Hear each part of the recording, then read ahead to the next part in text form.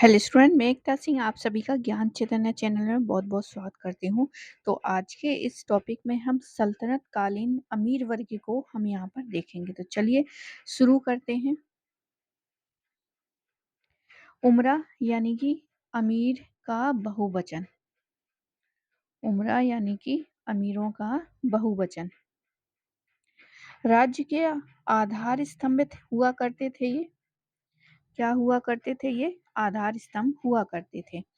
के एम अशरफ प्रथम भारतीय इतिहासकार थे जिन्होंने तुर्क अमीर वर्ग के संगठन एवं स्वरूप का क्या किया था? अध्ययन किया था। खान, मलिक एवं अमीर राज्य द्वारा प्रदत्त अधिकारी उपाधियां हुआ करती थी। मतलब जो ये लोग होते थे अमीर, उनको खान, मलिक, अमीर, ये सारी जो है उपाधियां दिया करते थे राज्य के द्वारा, यानी जो दिल्ली सल्तनत के द्वारा। विभिन्न सुल्तानों के अमीर वर्ग भिन्न भिन्न नामों से जाने गए, जो कि निम्नलिखित है। सबसे पहले है मोहम्मद गोरी। मोहम्मद गोरी ने अमीरों को मोई जिद्जी यानी गुरीद कहा है। कुतुबुद्दीन ऐबक ने कुतबी कहा है। इल्तुतमिश ने शमसी कहा है। जलाउद्दीन खिलजी ने जलाली कहा है और अलाउद्दीन खिलजी ने अलाई कहा है। तो जैसा नाम है उसी के अकॉर्डिंग जो है उन्होंने अमीरों के नाम दिए हैं। जैसे गौरी के समय में जो है मोइजी यानी गुरीद, ऐबक कुतुबुद्दीन ऐबक के समय कुतबी, इल्तुतमिश के समय में शमसी और जलाउद्दीन खिलजी के समय जलाली, अलाउद्दीन खिलजी के समय में अलाई। अमीर वर्ग के विषय में इल्तुतमिश कहता है कि मैं जिस तरह खुदा के सामने अपनी कृतज्ञता प्रकट करता हूँ, क्योंकि उसने मेरे ऐसे सहायक व मित्र प्रदान करके सम्मान किया है जो मुझसे 1000 गुना अच्छे हैं। कुतबी और मुइज्जी अमीरों के विषय में वो कहता है कि मेरी इच्छा होती है कि सिंहासन के नीचे उतरकर उनके हाथ पैर चूम लूं। तो ये जो कथन है ये एग्जाम में जो है कई बार जो है पूछा जाता है कि किसने कहा है कि मेरी ऐसा इच्छा होती है कि सिंहासन से नीचे उतरकर उसके हाथ पैर चूम लेता हूँ। तो ये ये कहा है कुतबी और मुइज्जी के विषय में। वो भी किसने? इल्तुतमिश ने। आगे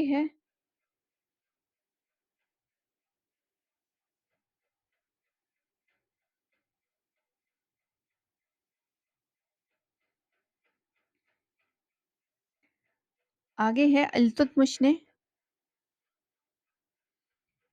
इल्तुतमिश ने तुर्की गुलामों के समूह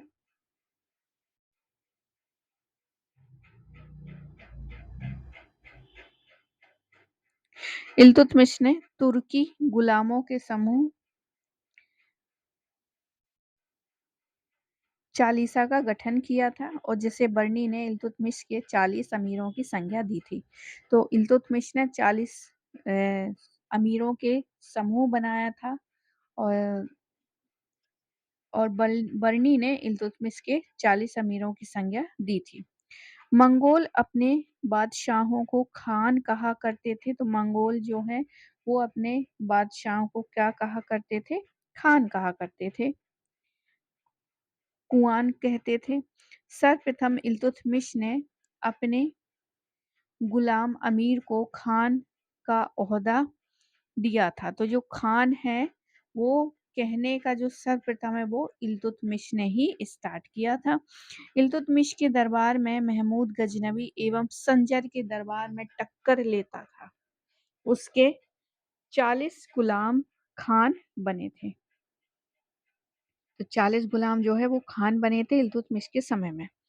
मिन्हाज द्वारा उल्लेखित 25 शमसी गुलामों की जीवनियों में अकेला गैर तुर्क हिंदू खान था। इल्तुतमिश की मृत्यु के पश्चात चालीसा के सदस्य आपस में प्रतिस्पर्धा करने लगे। मिन्हाज बताता है कि उसका कथन होता था, मैं और अन्य कोई नहीं, आप क्या हैं जो मैं नहीं, और आप क्या थे जो मैं नहीं रहा। ये है मिन्हाज के अकॉर्डिंग जो है ये बात की जा रही है। रजिया के शासनकाल में अबिसिनियाई अमीर महत्व पाए, जैसे जलालुद्दीन याकूत। रजिया की मृत्यु के बाद ही मुहज्जब गजनबी सुल्तान निर्माता के रूप में उभरा, किंतु बलबन के उत्थान से गनवी का सितारा गर्दिश में चला गया। बलबन पूरे दिल्ली सल्तनत का सर्वाधिक शक्तिशाली अमीर बन के उभरा। आगे देखते हैं, सुल्तान बलबन का काल अमीरों का निम्न काल माना जाता है। उसने अपने अमीरों की गुपचुप तरीके से हत्या करवाई और इसी कारण बर्नी ने उसे खुफिया कातिल कहा है। इसके अनुसार मतलब बर्नी खुद ही 40 अमीरों का समूह था, तो उसको पता था कि अमीर जो लोग हैं वो क्या करते हैं। इसलिए जब वो शासक की जो पावर है, दिल्ली सल्तनत की पावर उसके हाथ में आई, तो उसने क्या करवाया, उनका कत्ल करवाया। इसके अनुसार यानी कि बलबन के अनुसार जब सत्ता के गलियारों में भले ही कत्ल और जहर का सहारा लिया जाता था, अहमियत जन्म यानी खानदान की ही हुआ करती थी। इलवरी तुर्कों के ही शासनकाल में मंगोल एवं अफगान अमीरों को प्रशासन में शामिल किया गया था। बलबन के अमीरों की सूची में 2 मंगोलों का नाम मिलता है। बलबन अफगानों का गहरा विश्वास करता था।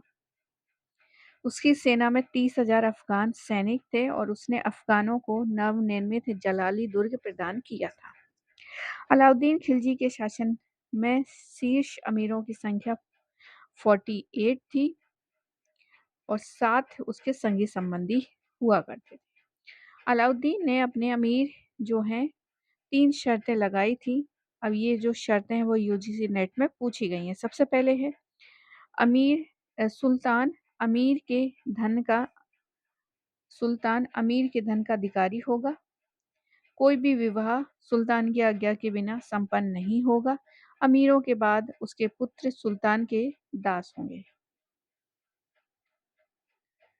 गयासुद्दीन तुगलक ने अलाई अमीरों को ख्वाजा दास व सहदास की कोटि में रखा था। मोहम्मद तुगलक ने अपने अमीर वर्ग में विदेशियों, सूफियों, सैयदों, व्यापारियों, नाई, बावर्ची, बुनकर, संगीतकार आदि को भी शामिल किया था। तो ये तुगलक जैसे महान सल्तनत, दिल्ली सल्तनत के जो है शासक ने किया था। उसने आदेश दिया, अब क्या आदेश दिया कि विदेशी अमीरों में एज्जा कहकर पुकारा जाए। विदेशी अमीर जो है वो एज्जा कहकर पुकारा जाए, ये मोहम्मद बिन तुगलक का कहना था। वो अपने प्रत्येक अमीर को 2 खिल्लत देता था और इस तरह मोहम्मद तुगलक प्रति वर्ष 2 लाख खिलायतें प्रदान करता था। फिरोज तुगलक के समय वंशानुगत अमीरों का विशिष्ट वर्ग बन गया। मोहम्मद बिन तुगलक के विपरीत फिरोज को विदेशियों से कोई खास लगाव नहीं था। फिरोज ने बहुत से विदेशियों को यात्रा व्यय देकर वापस भेज दिया। फिरोज ने अपने अमीरों के अत्यधिक उच्च वेतन देना प्रारंभ किया और उसका वजीर खान जहां 13 लाख टंग का वेतन पाता था। उसका वेतन इराक की वार्षिक आय के बराबर हुआ करती थी। बहलोल लोदी के शासनकाल में लोदी, फुरमुली, नुहानी, शेरवानी कबीले के अफगान सरदारों ने मुख्यता पाई। उसने नियाजी एवं सूर कबीलों के अफगानों के प्रमुख पदों को दूर रखा था। सिकंदर लोदी ने बहलोल के जनजातीय आधार पर संकुचित दृष्टिकोण से गठित अमीर वर्ग की धारणा को त्याग कर एक बृहद दृष्टिकोण क्या किया था, अपनाया। आगे देखते हैं, दिल्ली सल्तनत में प्रमुख जैन धर्माचार्य कौन कौन से हैं। तो मोहम्मद बिन तुगलक के शासनकाल में जैन गृहस्थों, व्यापारियों एवं आचार्यों को भारी स्वतंत्रता प्राप्त थी और बहुतों को तो सल्तनत से सीधी क्या थी, पहुंच थी। अपनी विद्वता के कारण राजशेखर, तो ये जो नाम है ये कई बार एग्जाम में रिपीट हुए हैं, भीम, महेंद्र सूरी और भट्टारक सिंह कीर्ति, सोम प्रभा सूरी, सोम तिलक और जिन प्रभा सूरी को सुल्तान की कृपा पात्र थी। जिन प्रभ सूरी के अनुरोध पर मोहम्मद बिन तुगलक ने तुगलकाबाद में रखी महावीर की मूर्ति उन्हें दे दी थी। मूर्ति को सुल्तान के नाम पर निर्मित कर सुल्तान सराय नाम जो है जैन मठ में रखा दिया गया। मोहम्मद बिन तुगलक ने जिन प्रभु सूरी के रहने के लिए एक महल के पास अभिनव सराय यानी भट्टार्य सराय का भी निर्माण करवाया था। 1332 में वो सूरी के साथ पूरब की ओर गया। जिन प्रभ सूरी ने उसने मथुरा तीर्थ पुनः प्राप्त किया था। अलाउद्दीन खिलजी को समकालीन जैन पट्टावलियों में खूनी शासक बताया गया था। जैनी ठाकुर अचल सिंह ने 1318 ईस्वी में मुबारक शाह खिलजी से फरमान प्राप्त किया और जैनियों के लिए जिन चंद्र सूरी के नेतृत्व में हस्तिनापुर, कन्यानयन, मथुरा की संघ यानी तीर्थ यात्रा किया था। गयासुद्दीन तुगलक के दरबार में जैनी धर्म सिंह का प्रभाव था। तो गयासुद्दीन के दरबार में जैनी धर्म सिंह का प्रभाव था। गयासुद्दीन तुगलक के काल में भीम नामक जैन व्यापारी ने 1321 में गुजरात में पड़े अकाल में क्या दिया था? दान दिया था। उसने अबू पर्वत पर भीम सिंह प्रसाद नामक जैन मंदिर भी बनवाया था। फिरोज तुगलक ने श्री पाल चरित के लेखक जैन कवि राजशेखर और गुणभद्र सूरी, मुनिभद्र सूरी तथा नक्षत्र ज्ञानी और गणितज्ञ मदन सूरी के विषय में महेंद्र प्रभा सूरी को सम्मानित किया था। सिकंदर लोदी ने मलेश्वर के पास यानी बीकानेर में जैन भिक्षु जुबंजी के जीवन यापन के लिए भूमि अनुदान दी थी। तो ये थे कुछ दिल्ली सल्तनत के कुछ अमीर और दिल्ली सल्तनत के प्रमुख जो है जैन धर्माचार्य। अब हम बात करते हैं दिल्ली सल्तनत का राजत्व। तो इसको देख लेते हैं, दिल्ली सल्तनत का राजत्व। तो इल्तुतमिश ने ईरानी यानी कि फारस राजतंत्री परंपराओं को भारतीय परिवेश में समन्वित किया था। तो और उसने राजतंत्र में वंशानुगत सिद्धांत भी लागू किया था। बलबन दिल्ली सल्तनत का पहला सुल्तान था जिसने सल्तनत के पद, अधिकार एवं राजत्व के संबंध में अपने विचार प्रकट किए थे। उसने वसैया का संकलन बर्नी ने किया था। वसैया का संकलन किसने किया था? बर्नी ने किया था। वसैया बर्नी। बर्नी ने बलबन को जनता का पिता की संज्ञा दी थी और बलबन ने अपना दरबार फारसी पद्धति पर गठित किया और सिजदा एवं पायवोज जैसी गैर इस्लामिक प्रथाओं की शुरुआत की थी। बलबन की मृत्यु के पश्चात अमीरों ने बुगरा खां के पुत्र कैकुबाद को क्या बनाया था? सुल्तान बनाया था। वह राजत्व के क्षेत्र में एक नई बात थी कि पिता के जीवित रहते हुए राज सत्ता पुत्र को दे दी थी।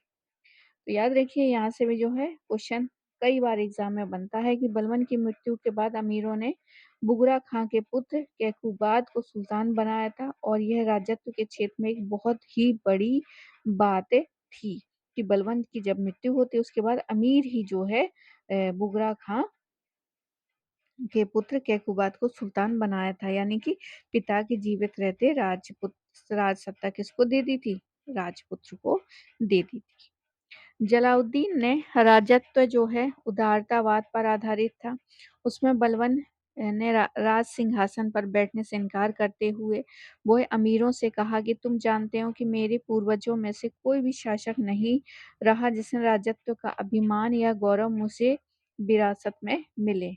सुल्तान बलबन यहाँ बैठते थे और मैंने उसकी सेवा की है। वह शासक के भय और गौरव ने मेरे हृदय को अभी नहीं त्यागा है। वह महल और सिंहासन बलबन ने बनवाया और जब वह खान थे और यह उनकी थी, उनके पुत्रों और संबंधियों की संपत्ति है। तो ये जलाउद्दीन के अकॉर्डिंग जो है राजत्व का उदारवादी एक ढांचा था। जलाउद्दीन ने जहां बलबन के सिंहासन पर बैठने से इनकार कर दिया वहीं उनका दामाद अलाउद्दीन खिलजी बलबन के सिंहासन पर बैठा। अलाउद्दीन खिलजी लुई 14वें की भांति कहता है कि मैं ही राज्य हूँ की अवधारणा से बहुत ज्यादा प्रेरित था। उसका राजत्व जो है सैनिकवाद पर आधारित था। उसने राजनीति एवं धर्म का सर्वप्रथम मतलब धर्म और राजनीति को अलग किया था। और यूजीसी नेट ने यहाँ से जो है क्वेश्चन पूछा है कि कौन सा ऐसा दिल्ली सल्तनत का शासक था जिसने धर्म और राजनीति को अलग अलग किया है, तो वो हो जाएगा अलाउद्दीन खिलजी। अलाउद्दीन खिलजी ने अमीर खुसरो ने उसे जनता का मार्गदर्शक क्या किया है, घोषित किया गया था। उसके बाद फिर मोहम्मद बिन तुगलक बुद्धिवादी शासक थे और उसने भी उलेमाओं को राजनीति से क्या कर दिया था, दूर अलग रख दिया था। फिरोज तुगलक के राजत्व में धर्म की प्रधानता दिखती है तथा उसी के समय जो है राजत्व का भी विभाजन हुआ था। जैसे खुतबा एवं सिक्कों पर फिरोज एवं शहजादा नसरुद्दीन मोहम्मद शाह का साथ साथ उल्लेख होता था। अब प्रारंभ में लोधी शासकों ने राजत्व में देवीय अधिकारों की अस्वीकृति दिखती है।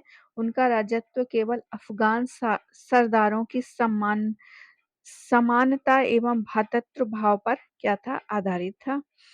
सुल्तान सरदारों में से बस एक बड़ा सरदार था, अर्थात सम्मानों में प्रथम था। लोदियों की शासन व्यवस्था एक तंत्रीय न होकर कुलीन तंत्रीय थी और यही कारण है कि बहलोल लोदी सिंहासन का प्रयोग नहीं करता था। वह सदा अपने सरदारों के साथ कुलीन कालीन पर बैठता था। ये किसकी बात हो रही है, बहलोल लोदी की। और उसने मनसद ए आली कहकर संबोधित करते थे। तारीख दाऊदी के लेखक अब्दुल्ला के अनुसार चूंकि बहलोल अफगान कबीलाई भावनाओं से प्रभावित था, इसलिए उसका सिद्धांत था कि राजत्व ही क्या है, बंधुत्व है। अब्दुल्ला के अनुसार यदि अमीर उससे नाराज हो जाते थे तो सुल्तान स्वयं उनके घर जाकर उन्हें मनाता था और कहता था कि यदि आप मुझे इस कार्य के योग नहीं समझते तो मुझे कोई अन्य कार्य क्या कर दें, प्रदान कर दें। आगे है सिकंदर लोदी, पहला ऐसा सुल्तान था जो कि तुर्की राजत्व से प्रभावित था। वह प्रथम अफगान सरदार था और जिसने संपूर्ण संप्रभु सम्राट की भांति व्यवहार करना क्या कर दिया, शुरू कर दिया। उसने कालीन छोड़कर सिंहासन का प्रयोग करना शुरू किया। उसकी तुर्की राजत्व की नीति को इब्राहिम लोदी ने एक नई ऊंचाई दी और उसने सार्वजनिक रूप से राजत्व के देवी अधिकारों की घोषणा भी की थी। इब्राहिम लोदी ने स्पष्ट शब्दों में कहा था कि राजा का कोई सदा संबंधी नहीं होता है। तो ये किसने कहा था, इब्राहिम लोदी ने। तो आई होप आपको ये वीडियो पसंद आया होगा। पसंद आया तो प्लीज़ लाइक करें, शेयर करें, सब्सक्राइब करें। मिलते हैं हम अगली वीडियो में। पूरा वीडियो देखने के लिए आप सभी का बहुत बहुत धन्यवाद।